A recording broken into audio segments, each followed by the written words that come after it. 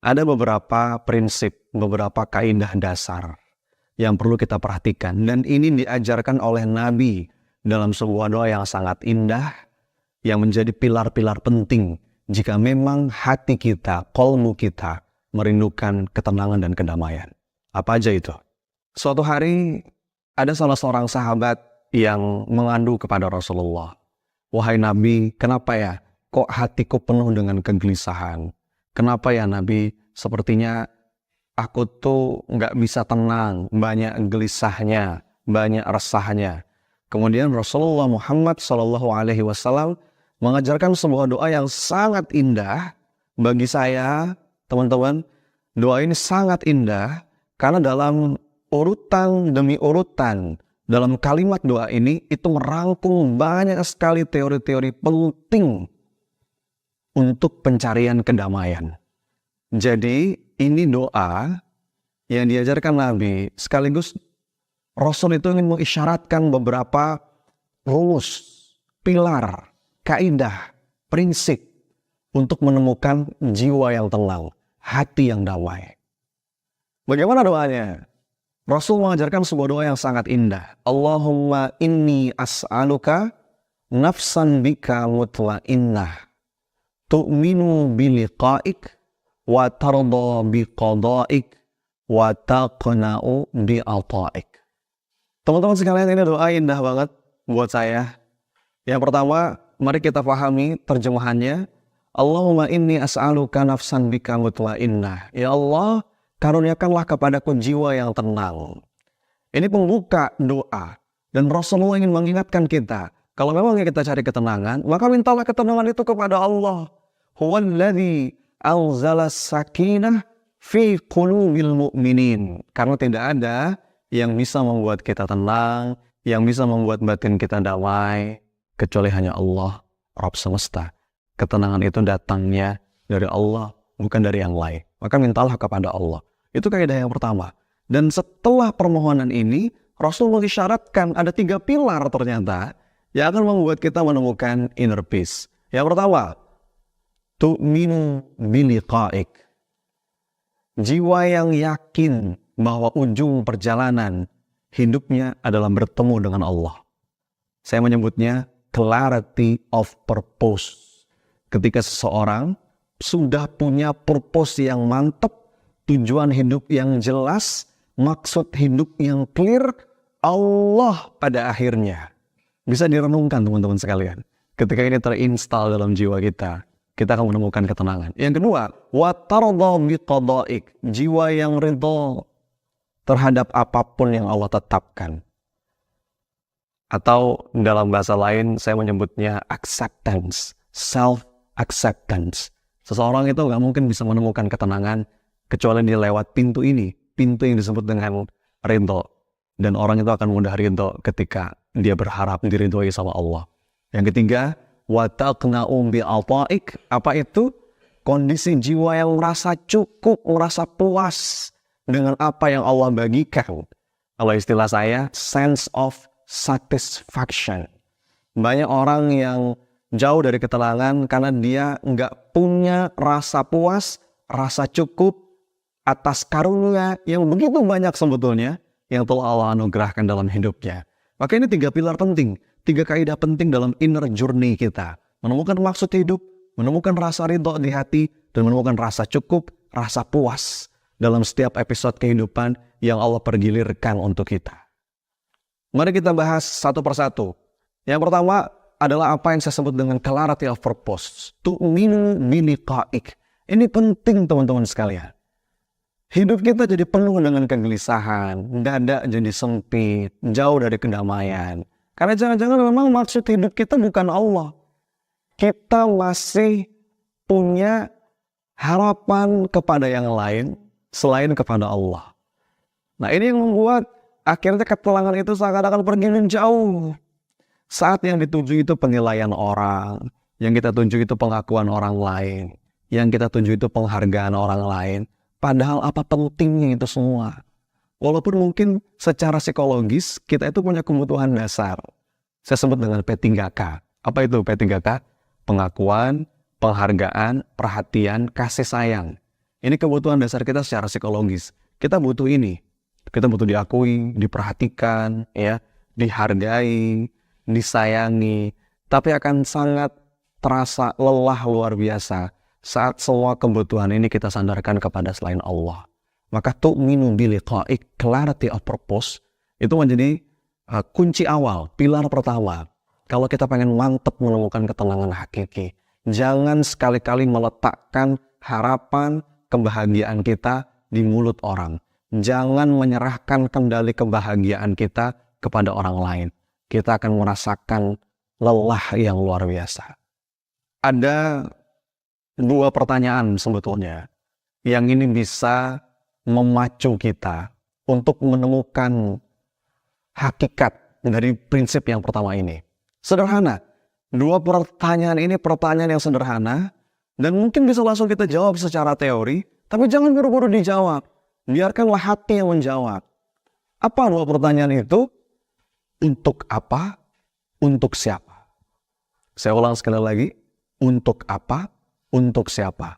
Teman-teman yang dirahmati Allah, apapun aktivitas yang sekarang sedang kita lakukan, apa yang sekarang sedang kita kejar, apa yang sekarang sedang kita tuju, apa yang sekarang sedang kita perjuangkan, jawab dua pertanyaan tadi. Untuk apa? Untuk siapa? Kita akan menemukan ketenangan yang luar biasa ketika jawabannya itu Allah. Untuk Allah. Untuk ibadah. Coba, saat kita sedang merasa lelah, saat kita sedang merasa kecewa, dikecewakan oleh sesuatu yang terjadi mungkin tidak sesuai dengan harapan, kita merasa kita udah berjuang maksimal, tapi kok hasilnya nggak sesuai dengan harapan. Tanya dua pertanyaan ini dalam diri kita. Memangnya kita melakukan ini untuk apa, untuk siapa? Kalau jawabannya Allah, kita akan menemukan kepuasan. Karena Allah itu bukan hanya memperhatikan, bukan hanya mengakui. Allah itu maha melihat sehalus apapun. Dan Allah maha mencatat detail sehalus apapun setiap kebaikan hambanya. Tu'minu biliqa'i, clarity of purpose. Ketika seseorang bulat tujuan hidupnya, maka dia pun akan menemukan kemantapan dalam hatinya. Ada sebuah kalimat yang ini menarik ya, dari salah seorang yang namanya Mark Twain. Bahkan dia bilang, the two most important days in your life are the day you are born and the day you find out your life purpose. Jadi kalau ada dua hari yang paling penting dalam hidup, yang pertama adalah hari ketika kita lahir, dan yang kedua hari ketika kita menemukan maksud hidup. Karena ini akan menentukan setiap gerak langkah kita. Saya punya istilah, just focus on Allah. Ketika kita memfokuskan apapun yang kita lakukan, karir, ya, pengejaran, pencarian sesuatu, kecenderungan kita dedikasikan untuk Allah, kita akan menemukan kemantapan hati, kedamaian yang luar biasa.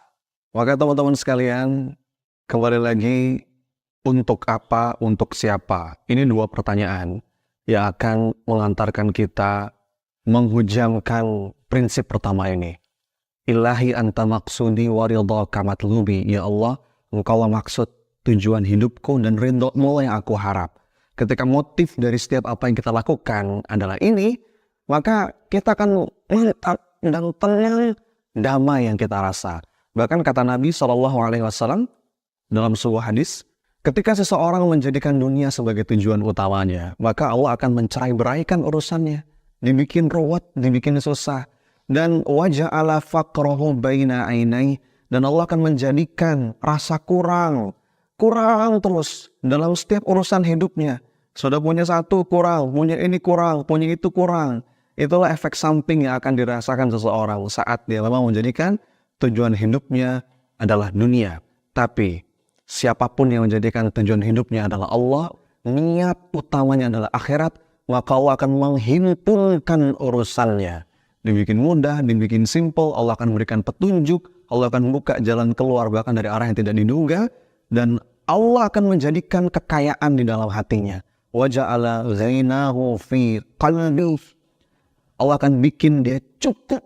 Allah akan cukupi segala kebutuhannya. Bukan banyak, tapi cukup.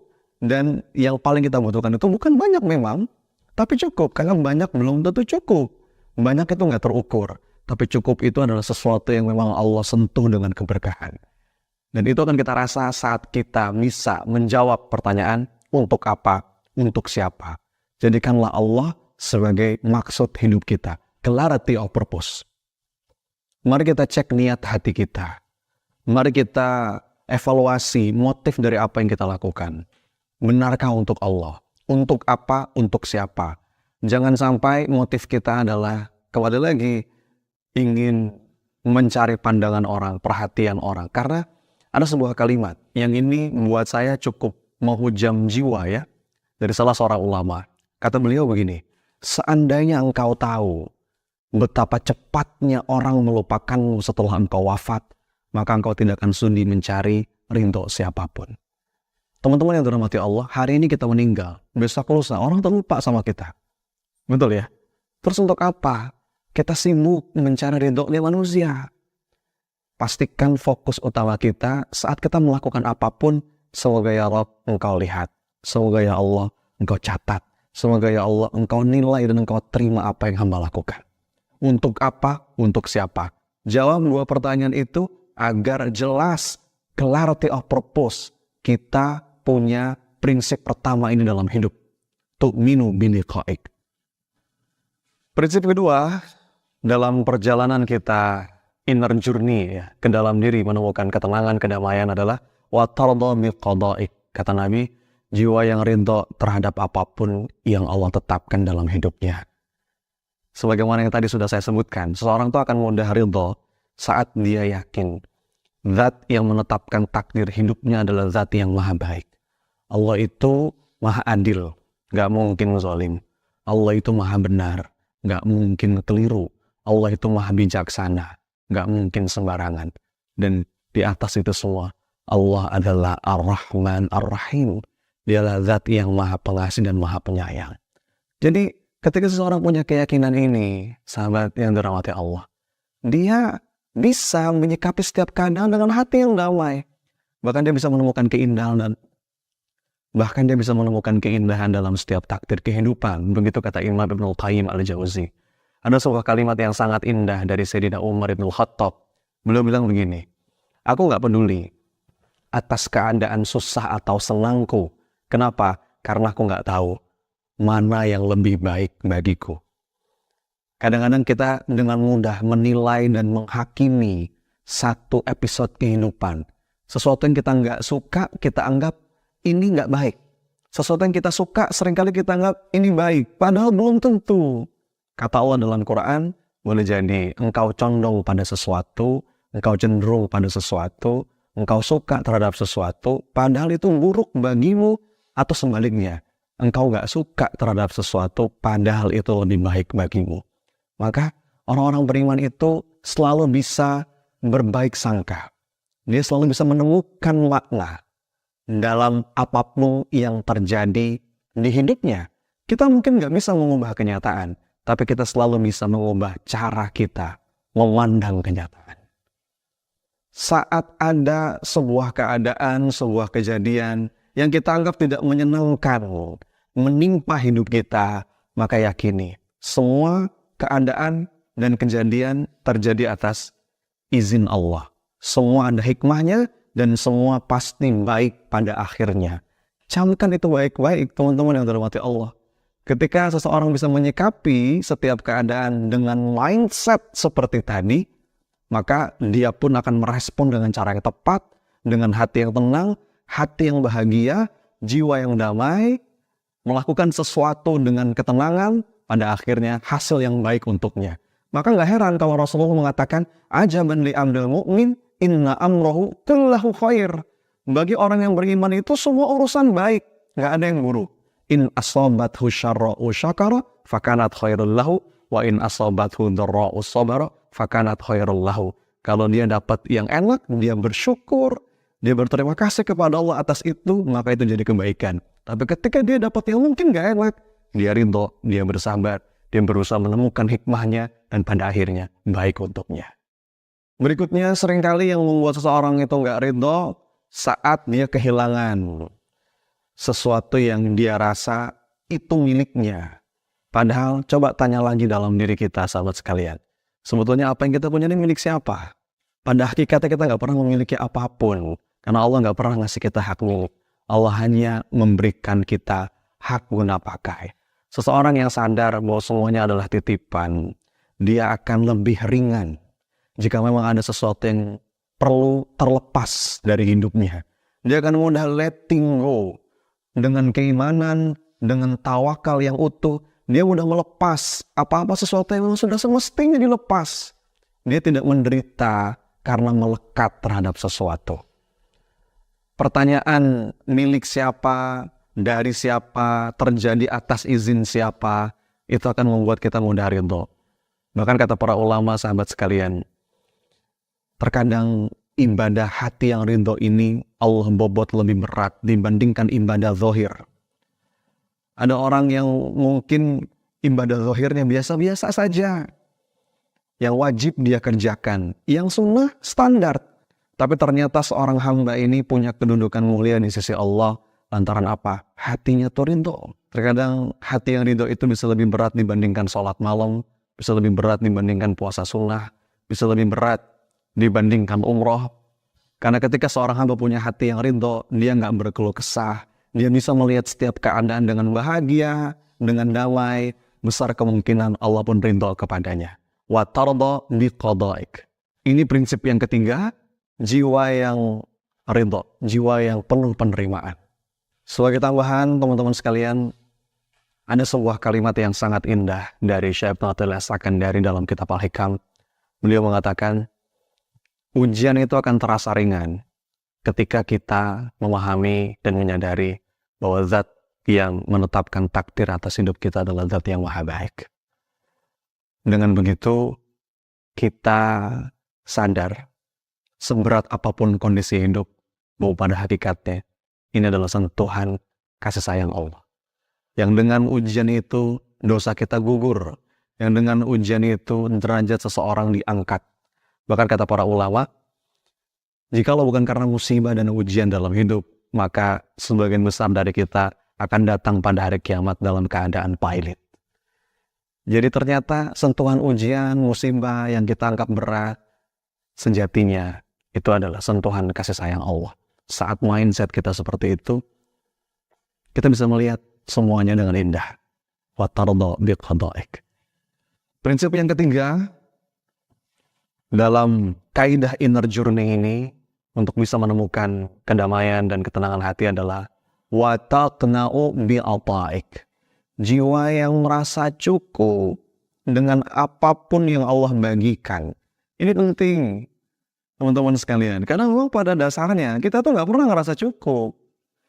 Kalau kata Nabi, anak Adam itu seandainya pun dia punya satu lembah emas, maka apa yang terjadi? Dia akan menginginkan dua lembah yang lain. Dan dia tidak akan pernah puas. Sampai kapan? Sampai tanah kubur masuk ke dalam mulutnya. Ini sifat dasarnya kita sebagai manusia. Maka perlu kita sadari dan perlu kita waspadai.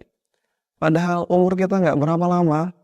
Kata Rasulullah, umur kita hanya sekisaran 60 tahun. Maka apa yang mau kita cari? Kalaupun kita mau ngejar sesuatu, jadikan semua itu kendaraan untuk menemukan kebahagiaan akhirat. Jadi sense of satisfaction itu penting. Kita harus terus bertumbuh. Kita harus terus bergerak, tapi juga dengan rasa puas. Kita syukuri progresnya. Small wins. Kemenangan-kemenangan kecil itu kita syukuri. Begitu kita mensyukuri kemenangan kecil, maka kita akan merasakan sense of progress, dan justru dengan itu menambah motivasi kita. Jadi perjalanan sukses itu bukan tentang akhirnya, tapi dalam setiap fase kita bisa mensyukuri dan merasa puas atas karunia, anugerah, dan rahmat dari Allah. Merasa puas di sini, teman-teman sekalian, yang saya maksud adalah terhadap apa yang Allah bagikan. Kalau dalam amal soleh, dalam perbaikan diri, tentu kita nggak boleh merasa puas. Hidup kita itu harus lebih baik terus dari waktu ke waktu sampai nanti mudah-mudahan kita bisa kembali kepada Allah dalam keadaan yang paling baik. Kadang-kadang kita suka terbalik. Dalam urusan dunia kita lihatnya ke atas terus sampai kita meremehkan nikmat yang Allah berikan. Tapi dalam urusan akhirat kita seringkali melihatnya ke bawah dan kita akhirnya merasa puas dengan apa yang sudah kita miliki, ilmu, amal soleh. Enggak, itu kebalik. Dalam urusan akhirat lihatlah ke atas. Bahkan kata Rasulullah, di antara iri yang diperbolehkan itu adalah iri ketika melihat ada orang yang ibadahnya, kesolehannya lebih dari kita, dan dengan itu membuat kita terpacu untuk terus lebih baik. Adapun dalam urusan dunia, jangan terus-terusan lihat ke atas. Boleh lihat ke atas sebagai motivasi, tapi jangan lupa lihat ke bawah, agar kita nggak lupa dengan nikmat, anugerah, dan karunia yang Allah berikan. Sense of satisfaction ini penting dalam perjalanan kita menemukan kedamaian. Ada caranya supaya kita bisa punya sense of satisfaction. Kita pasti punya keinginan. Saya sebut dengan wanting, apa-apa yang kita inginkan. Boleh menginginkan sesuatu, itu boleh. Sebagai manusia, kita pasti punya keinginan. Nggak mungkin kita nggak punya keinginan. Tapi apa yang kita inginkan ini, wanting ini, harus setidaknya seimbang dengan enjoying. Apa itu enjoying? Sesuatu yang kita nikmati. Kalau kita punya 10 keinginan, maka minimal setidaknya dalam hidup ini, kita pun punya 10 hal. Yang itu kita syukuri, kita nikmati. Keberimbangan, balance antara dua hal ini akan membuat kita tidak terjebak dengan dorongan-dorongan nafsu yang terus membuat kita merasa kurang.